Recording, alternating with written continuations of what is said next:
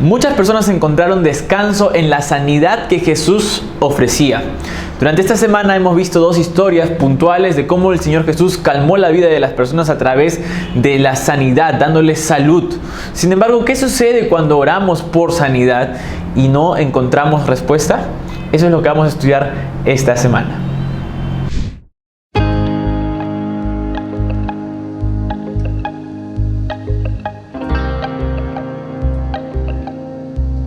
Muy bien amigos, bienvenidos otra vez aquí al repaso de la lección de Escuela Sabática. Sean todos bienvenidos, qué bueno encontrarnos otra vez para estudiar la Biblia, la palabra del Señor. Por favor, si no te has suscrito al canal, suscríbete al canal, comparte este video con tus amigos, pásalo en tus grupos de WhatsApp. Estoy seguro que estamos aprendiendo muchísimo. Asimismo, tenemos videos todos los días, meditaciones cortas para iniciar bien las mañanas.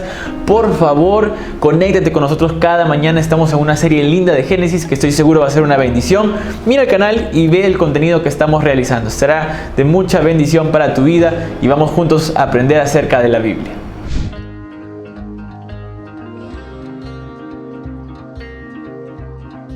Iniciamos la lección de esta semana hablando acerca de la historia de un paralítico, aquel que fue llevado por sus amigos a la casa, al lugar donde estaba Jesús, y es llevado a los pies de Cristo por el techo, de una manera bastante curiosa. La lección marcaba lo siguiente: muchas veces nosotros tenemos problemas, enfermedades, situaciones que no estaban en la agenda. Pareciese que a veces pensamos que por actuar bien, por llevar un buen estilo de vida, todo tendría que irnos bien. Y en nuestra mente está que si hacemos todo bien, entonces el resultado tiene que ser siempre todo positivo.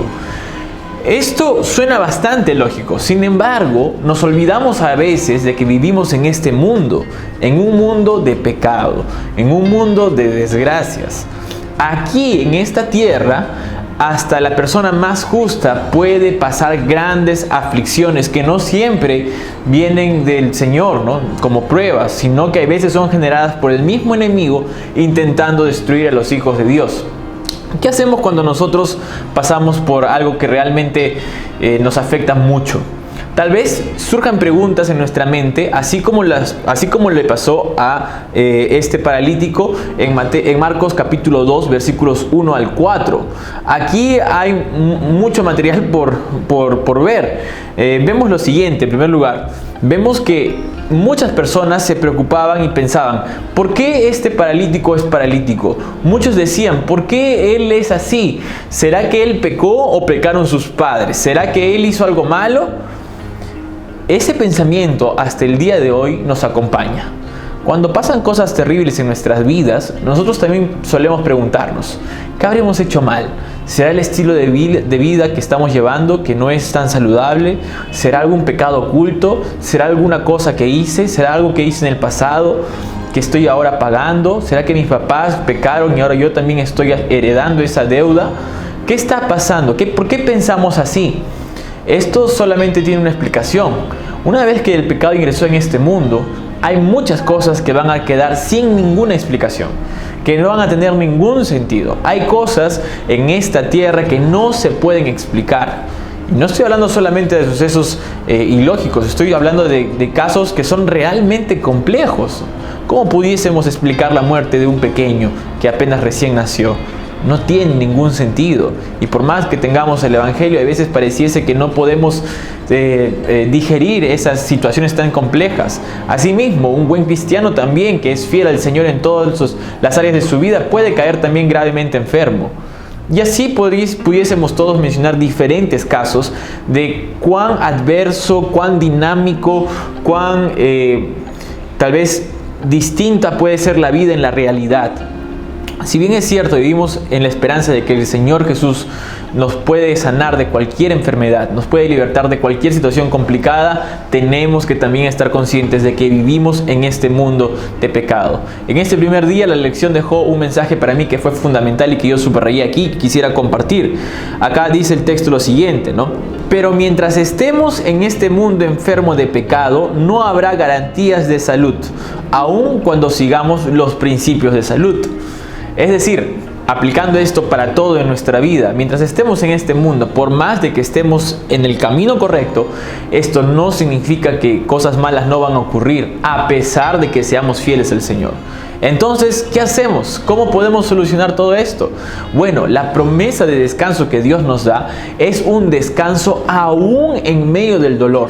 Es la paz que solamente tiene el que está con Cristo, que a pesar de los problemas tú puedes tener esa tranquilidad. Uno puede caer enfermo, uno puede tener 1001 problemas, pero el Señor, cuando estás conectado a Él, Él te da una paz, una tranquilidad, un descanso que solo aquel que lo ha experimentado puede dar fe de eso.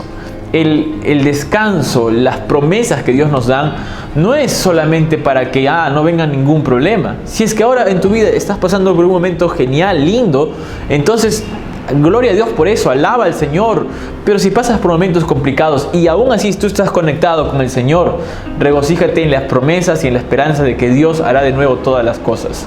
El Señor nos quiere dar un descanso que no está relacionado con la ausencia de problemas, mas sí con la realidad de que aún en medio de esos problemas Dios estará acompañándonos, y esa será nuestra más grande garantía.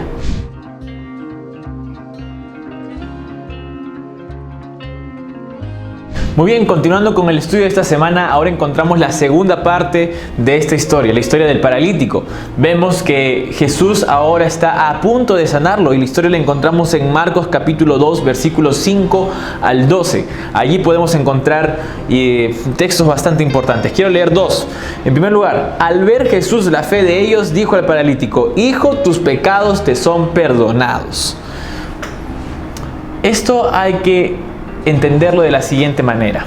Jesús tenía potestad para sanar, para perdonar pecados.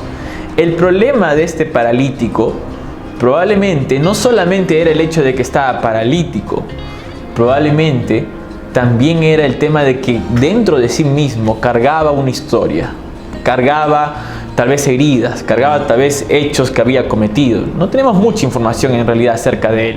Sin embargo, cuando Jesús le dice: Hijo, tus pecados te son perdonados, es directamente, Él está levantando aquello que el pueblo decía, ¿no? ¿Quién habrá pecado, él o sus padres? Y aquí encontramos algo importante también. Muchas de las desgracias de nuestras vidas, muchas de las cosas malas que nos suceden, tienen raíz no en nuestra irresponsabilidad, no en nuestra falta de compromiso, no en algún defecto que tengamos, sino en el pecado que cargamos. Me explico ahora. Muchos de nosotros cargamos pecados en nuestras vidas que necesitan ser expulsados en el nombre del Señor Jesús. De allí la razón por la cual cada mañana es bueno entregar la vida a Cristo, y cada noche también, a través de una oración, pedirle al Señor que los acompañe y perdone los pecados de esa noche. Muchas veces el problema de la raíz, ¿no? El problema que tenemos no son los problemas que nos están sucediendo, sino es el pecado que estamos cargando. Ahí cada uno tiene que hacer un examen personal. ¿Cuál realmente es el problema que tienes? ¿Cuál realmente es el defecto? Puedes ir a 1001 terapias, pero tal vez lo que tú necesitas es regresar al Señor. Pecado no es una acción solamente, pecado es una condición. Y aquí yo quiero que me entiendan muy bien. El pecado no es lo que tú haces, el pecado es lo que tú eres, es tu estado. Y uno puede dejar de estar en pecado cuando hace lo opuesto al pecado. ¿Qué es pecado? Una de las definiciones que la Biblia tiene, o una de las consecuencias del pecado, es la separación que esto hace entre Dios y el hombre. Por lo tanto, estar en pecado es estar completamente separado del Señor. Por lo tanto, lo opuesto es acercarse, retornar al Señor.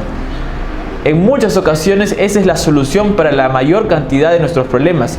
Está bien ir al médico, de hecho tenemos que ir siempre, tenemos que ir al psicólogo, tenemos que llevar terapia, está perfecto. Pero muchos de nuestros problemas no se van a solucionar ni siquiera aún con estas herramientas. Y todo porque no nos devolvemos a Cristo. ¿Y qué significa devolverse a Cristo? Someterse a Él. Dejar que Él conduzca. Decir: Señor, me equivoqué, a partir de ahora va a ser como tú quieres que sea. Buscar la solución del problema. El Señor conoce los corazones. Él sabe qué es lo que cada uno de nosotros necesita. La segunda parte que quería comentar respecto a estos versículos es la siguiente, versículos 8 y 9, dice así: y conociendo luego Jesús en su espíritu que cavilaban de esta manera dentro de sí mismos, les dijo: ¿por qué caviláis así en vuestros corazones? ¿Qué es más fácil decir al paralítico: tus pecados te son perdonados? O decirle: levántate, toma tu lecho y anda. Comienza a poner Jesús un escenario complicado, difícil. Y lo hace adrede, para que vean que Dios es todopoderoso y que no solamente tenía el perdón no podía dar solamente el perdón de los pecados, sino que también podía sanar a los enfermos. Aquí encontramos dos cosas importantes, dos principios. Uno, tu mente, tu cuerpo, tu alma tiene que estar en paz con el Señor y Dios puede ayudarte en eso. Pero por otro lado, el Señor también puede hacer que tú tengas una recuperación física. Por eso es que el descanso completo, el descanso total, lo encontramos solamente en Cristo, porque Él puede tanto arreglarnos físicamente como también lavar nuestros pecados en su sangre.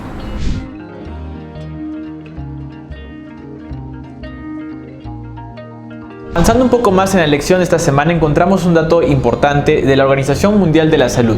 Más de 300 millones de personas padecen de una enfermedad silenciosa que no muestra síntomas. Estamos hablando de la depresión. Así es, la depresión cobra muchas muertes durante el año, es considerada la enfermedad de este último siglo. Y es una enfermedad que no va a mostrar ningún síntoma. Cuando uno tiene una gripe o algo, una alergia, uno puede ver los síntomas rápidamente en la piel, en la fiebre, pero esta enfermedad, la depresión, parece ser invisible, parece que no se notara. Muchas personas pueden estar sufriendo de depresión y aún ellas mismas no conocen ni saben que están sufriendo de esto. Es por eso que es una enfermedad realmente letal. Ahora, en el cristianismo, muchos están en contra de la posibilidad de que algún cristiano tenga depresión. Parece hasta algo un poco tonto, pero en realidad es así. Muchos dicen de que nosotros no deberíamos sufrir de depresión porque tenemos fe en Dios, y la depresión en realidad sería la falta de fe en el Señor. Por lo tanto, se consideraría casi hasta un pecado. Esto escapa totalmente de la realidad. Vimos en las lecciones pasadas anteriores, en los días anteriores, de que estamos en un mundo de pecado donde algunas cosas no tienen sentido. Uno puede ser fiel al Señor, uno puede adorar a Cristo, uno puede amarlo, pero Satanás, que es hábil, puede ingresar a través de esta enfermedad a nuestras vidas y hacernos vivir, pensar, tener ideas en nuestra mente de cosas que no son ciertas, que no son verdad, pero que están ahí en nuestra cabeza. En una oportunidad, cuando colportaba en Brasil, tuve que hacer una visita a una casa y me encontré con una persona que sufría de depresión. Había intentado matarse más de 2, 3 veces. Me contó cómo él intentó con detalles asesinarse a sí mismo, matarse, ¿no? Y fue una experiencia realmente terrible. Yo intenté animar a esta persona de 1001 formas. Esta persona tenía realmente problemas, estaba medicado y estaba muy mal, muy mal. Tuvimos que llevarlo a un lugar para que lo atiendan y él pudo verse. Yo volví a Perú y nunca más supe, pero fue el caso más cercano de depresión que vi. Vi cómo una persona puede ser realmente destruida debido a esta enfermedad. El cristiano puede sentir miedo, puede sentir temor, puede sentir la idea de que tal vez el dolor que le cause pueda volverse un vicio al punto de querer siempre sentir este mismo dolor. La depresión se muestra de diferentes maneras. Puede ser que realmente te pongas en una situación de tristeza extrema. Puede que tal vez sea simplemente el aislamiento de todo, ¿no? Hay diferentes formas de depresión, pero el cristiano también puede experimentar esto. Muchas veces vamos a la iglesia y nos preguntan si estamos bien y uno por cortesía dice generalmente que sí, pero los problemas que pasamos cada uno dentro de nosotros mismos son cosas que cada uno sabe. Cada uno tiene luchas que jamás el otro sabrá. Cada uno tiene pensamientos que tal vez inundan tu corazón, inundan tu mente y te hacen sentir mal. ¿Cómo entonces resolver eso? Bueno, en la Biblia encontramos también personajes fuertes y de mucha fe que también tuvieron problemas de temor, de miedo. Es el caso, por ejemplo, de Elías en el capítulo 18 de Primera de Reyes. Vamos a encontrar que él había hecho una grande hazaña, había hecho descender fuego del cielo, Dios lo había utilizado poderosamente, pero cuando Jezabel da la orden para que lo asesinen, encontramos un Elías que huye, que tiene miedo, que tiene temor. Por lo tanto, el temor, el miedo, la incertidumbre, la ansiedad, la depresión, la tristeza también puede albergar el corazón del cristiano. Sin embargo, no podemos quedarnos en ese estado. Es por eso que es necesario acudir a un especialista. Si yo identifico que tengo este problema, si me siento muy triste por algo que pasó ya hace mucho tiempo, si me gusta aislarme de todos, ¿no? Estar ahí encerrado en un cuarto viendo películas solo y sin que nadie me moleste durante horas, son algunas formas de evidenciar la depresión. Dios no nos creó para eso. Dios nos creó para ser felices. Y hay formas para volver a recuperar nuestra vida después de una profunda depresión. Si has perdido un ser querido, si de repente tienes algún trauma de cuando eras pequeño y eso no te deja en paz, no te deja tranquilo, el Señor puede romper esas cadenas, pero no te juzgues a ti mismo. No te sientas mal por sentirte así a pesar de ser de la iglesia. El enemigo se puede meter en cada una de nuestras debilidades y destruirnos. Por lo tanto, regresa, volvamos juntos al Señor Jesús y recuerda que tienes una iglesia que está para ayudarte, apoyarte y a tu Señor, el Señor Jesús, listo también para brindarte la asistencia que necesitas. Así que ánimo, arriba. Si tenemos este problema, necesitamos ponerle un alto a todo esto y aprender a descansar en Cristo, dejar que Él trabaje en nuestras vidas.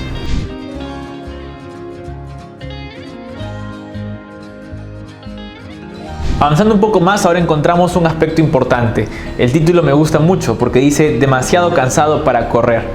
Lo que pasó con Elías fue que él comenzó a huir. Huyó y cuando él se quiso calmar comenzó otra vez a desesperarse, y dice la lección de que él tuvo diferentes etapas. En un inicio él salió corriendo despavorido, pero luego comienza a parar y comienza a orar otra vez. Tiene una oración poderosa registrada en Primera de Reyes 18, 36 al 37, que podemos ahí leer con un poco más de tiempo. Pero miren lo que dice el versículo 4 del capítulo 19. Miren lo que dice: y él se fue por el desierto un día de camino, y vino y se sentó debajo de un enebro, y deseando morirse dijo: basta ya, oh Jehová, quítame la vida, pues no soy yo mejor que mis padres. Esta fue la respuesta del gran Elías. Recordemos nosotros de que Jesús, y de hecho todo el pueblo de Israel, los judíos de la época de Jesús, tenían en gran estima a ciertos personajes: Moisés, Elías, ¿no? Y bueno, y Enoc, que también está en el cielo.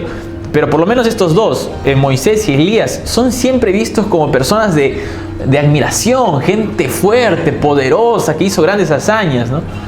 Pero vemos ahora al gran héroe, al gran profeta, ¿no?, diciendo: Señor, no aguanto más, quiero morirme, ¿no?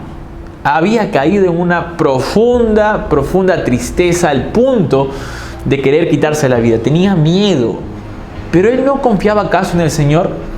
¿Qué nos muestra esto? Nos muestra de que la depresión, cuando pasamos por esta experiencia, no tiene que asustarnos, en el sentido de que puede también pasarnos a nosotros como cristianos. Ahora, haciendo un paréntesis, ¿no? Cuando pasamos por problemas familiares, por problemas en nuestras relaciones, a veces uno comienza a juzgarse a sí mismo y dice: ¿cómo yo puedo tener este problema si soy de la iglesia, si conozco a Jesús? Pero bueno, la Biblia nos está mostrando aquí de que todos somos altamente vulnerables hacia cualquier situación que el enemigo pueda generarse para destruirnos. En este caso, a Elías lo ataca con esto, ¿no? El hecho de que quiera morirse puede ser uno de los casos más extremos de una depresión profunda. Muchas veces estos casos de depresión terminan en eso, ¿no? En el hecho de que las personas comienzan a herirse a sí mismas al punto, hay veces, de querer generarse la muerte. Ahora, ¿qué pasa con Elías aquí? Él se da cuenta de lo que había hecho. Al huir había perdido una gran oportunidad para predicar. Ahora él se detiene y es allí cuando Dios puede intervenir. Comienza a reflexionar en lo que él hizo y se da cuenta que obró mal. Se da cuenta de que anduvo caminando por lugares en que no debía andar, que era la senda del miedo, del terror, sabiendo y conociendo él muy bien de que Dios era Dios en su vida. Finalmente encontramos aquí un texto bonito que la lección también muestra. Dice Filipenses 3:9 lo siguiente: y ser hallado en él no teniendo mi propia justicia, que es por la ley, sino la que es por la fe de Cristo, la justicia que es de Dios por la fe. Nosotros podemos ser ampliamente pecadores, pero tenemos una justicia. Y no es nuestra justicia. El Señor no nos va a juzgar por nuestros méritos, nos juzgará por los méritos del Señor Jesús. Y yo tengo que creer en eso. Tengo que creer en ese sacrificio, en ese mérito. Por Él yo me voy a salvar. Eso tiene que estar en nuestra mente. Muchas veces Dios no puede actuar en tu vida porque, al igual que Elías, corremos y corremos y no paramos para darle el espacio a Dios para que Él pueda actuar. Él puede actuar sin pedirnos ningún consentimiento, pero el Señor respeta nuestras individualidades y Él quiere que nos tomemos un tiempo y comencemos a reflexionar para que Él pueda de esa manera actuar en nuestras vidas. La pregunta es: ¿nosotros vamos a dejar que el Señor Jesús trabaje? ¿Vamos a dejar que Él pueda ingresar y realmente hacer lo que Él tenga que hacer? Al igual que cuando alguien se ahoga, muchas veces para ayudar a alguien es necesario esperar de que esa persona se calme, ¿no? Y muchas veces cuando te estás ahogando, te tienen que dejar inconsciente para que te calmes por completo y salgas. Hay veces la vida nos tiene que golpear realmente fuerte para que pares de hacer todo por tu propia cuenta y entiendas de que el Señor es Dios y que Él quiere ayudarte. Es importantísimo tener esto en mente, darle el espacio al Señor que le corresponde, dejar de actuar nosotros mismos y poner todo en las manos del Señor, todo.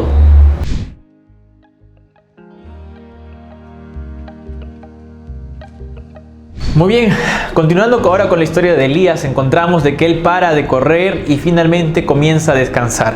Y hay textos muy bonitos que la lección marcaba. Están en Primera de Reyes 19, 5 al 8. Dice así: y echándose debajo del enebro se quedó dormido. Y aquí luego un ángel le tocó y le dijo: levántate, come. Entonces él miró y aquí a su cabecera una torta cocida sobre las ascuas y una vasija de agua, y comió y bebió y volvió a dormirse. Es la primera parte de los textos que mencioné. Aquí Dios mismo le da el descanso a Elías que él necesitaba. Elías venía de trabajar tanto por sí mismo, solo, con sus fuerzas, con sus miedos. Pero ahora él estaba aprendiendo a descansar, a tener reposo en Dios. Y el Señor le da ese reposo, le da esa tranquilidad y lo alimenta. Y acá en el versículo 8 vemos que el ángel le dice, ¿no? Todavía tienes un largo camino que recorrer, todavía hay más para ti. Y miren lo que dice acá: se levantó pues y comió y bebió, y fortalecido con aquella comida, caminó 40 días y 40 noches hasta Horeb, el monte de Dios. Se fue a encontrarse con el Señor. Una vez más, muchos de nuestros problemas tendrían la solución en Cristo. Y al mismo tiempo que voy al médico, al mismo tiempo que voy al psicólogo, al mismo tiempo que hago la terapia, mi comunión con el Señor tiene que fortalecerse, tiene que hacerse más fuerte, más fuerte. La intención de la lección de esta semana es que podamos aprender a descansar de acuerdo a cómo el Señor quiere que descansemos, a entrar en los ritmos de Dios, a que no hagamos las cosas a nuestra manera, a nuestra forma, con nuestras ideas, sino de que todo lo que se nos ocurra esté subordinado al Señor. Yo pregunto, ¿no? Aplicando un poco la lección, cuando hacemos algo, lo hacemos y lo ponemos bajo la dirección del Señor. Cuando tenemos que tomar una decisión en la empresa, lo hacemos orando antes, poniendo a Dios por sobre todas las cosas. Cuando queremos dar un gran paso en nuestras vidas, de estudios, de viajes, lo ponemos al Señor, oramos por eso. esa dependencia es la que nos muestra Elías. Elías primero corre, se desespera, tiene miedo, pero luego es transformado, entiende que hay que parar, Dios comienza a actuar en su vida y Elías comienza a ir en el ritmo en el que va el Señor. Cuando nosotros pensamos que ya estamos en lo último de nuestros caminos, cuando pensamos que ya agotamos todas nuestras fuerzas, la misma experiencia que pasó con Elías puede pasar con nosotros. Un ángel del Señor puede venir, darte la fuerza, darte el poder para que tú continúes. El mismo Señor te puede dar esa fuerza para seguir adelante, para avanzar, para ir por más. Todavía le quedaba un largo camino a Elías. La lección intenta motivarnos y mostrarnos de que aunque estemos cansados, tal vez de nuestro mal relacionamiento entre familia, aunque estemos cansados de tal vez pelear en casa con nuestros seres queridos, aunque estemos cansados tal vez de un papá, de una mamá, tal vez de un esposo, una esposa, tal vez de los hijos, porque tenemos muchos problemas en casa, cuando estemos cansados de luchar contra la depresión o contra una enfermedad, cuando estemos cansados por tantas cosas que el mundo nos puede poner en el camino, la idea, el objetivo de esta lección es que no paremos, que avancemos en el nombre del Señor Jesús, recordando de que Él nos va a acompañar. La misma experiencia de Elías es la experiencia que Dios tiene para nosotros. Todavía queda un camino por recorrer. Y recordemos que el camino para Elías fue un camino glorioso, porque Elías aprendió a caminar y estar con el Señor todo el tiempo.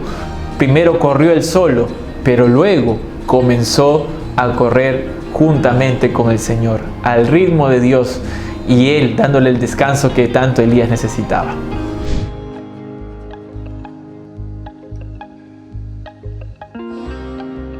Muy bien, para terminar quiero leer un texto que estoy seguro de va a ser de mucha bendición para nosotros. Dice lo siguiente: con los continuos cambios de las circunstancias se realizan cambios también en nuestra experiencia, y por ellos somos o exaltados o deprimidos. Pero el cambio de circunstancias no tiene el poder de cambiar la relación de Dios hacia nosotros. Puede pasar lo que sea, puedes vivir la enfermedad que estés viviendo, pero Dios aún está en medio de eso. Dios aún está allí, aunque tal vez no lo sientas. El Señor, su amor por ti no va a cambiar, no va a mudar, hagas lo que hagas.